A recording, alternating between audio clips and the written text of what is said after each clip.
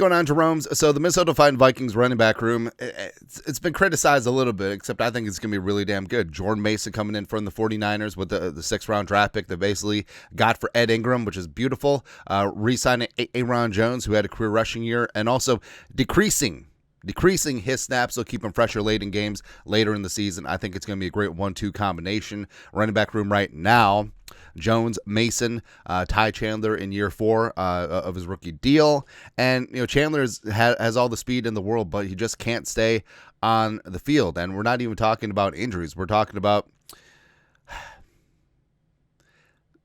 So basically with Kevin O'Connell, if you can't pass protect as a running back, you're not going to be on the field. And that's been an issue with Chandler, even though, he's had his moments. He's had his flashes. Same thing with King Kenneth and Wangu, a former 4th-round pick out of Iowa State. Again, all the speed, all of the athleticism in the world, but just wasn't there.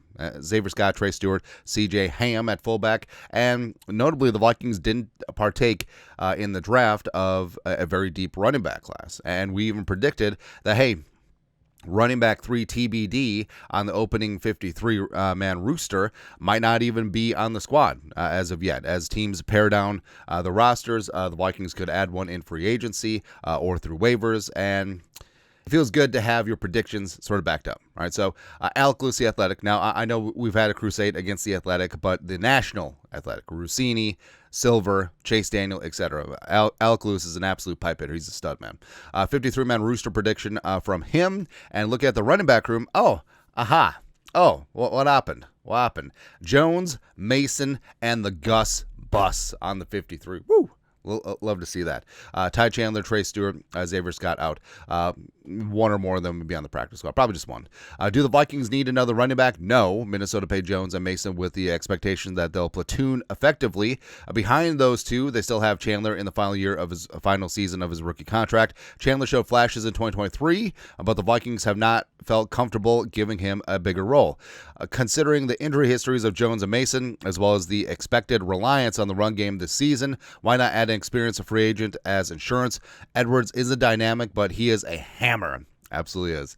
Most of his advanced metrics, rushing yards over expected, average yards after contact per carry, could make him an interesting addition. Now, Edwards, like we said, is sort of beside the point, but he's 30, he's 6'1", he's 235 pounds of all heart, hustle, and muscle. The pride of Rutgers. He was Pacheco before Pacheco, and he is a hammer, right? And some of his best seasons, Baltimore, actually his best year was 2023, rushing for 810 yards, 4.1 yards per carry, which is not bad for a short yardage guy. 13 touchdowns as well, and Gus.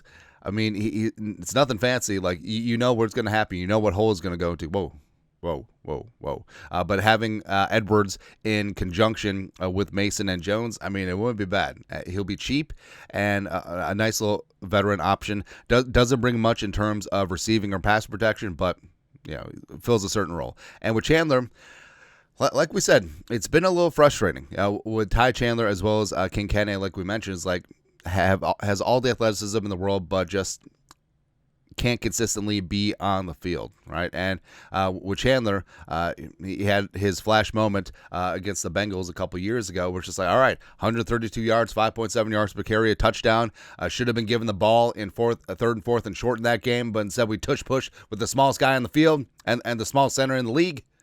But I digress. But yeah, I do think that it is a spot, like we predicted, where Chandler might not make it onto the 53 and or the practice squad, and running back 3 might not be in the sphere at this moment in time. So it's something to keep an eye on. I think that there will be a number of the running backs that were taken late in this draft and or added as UDFAs that could try to be snuck down to the practice squad. Vikings could, or even adding a guy like Gus, pretty damn good.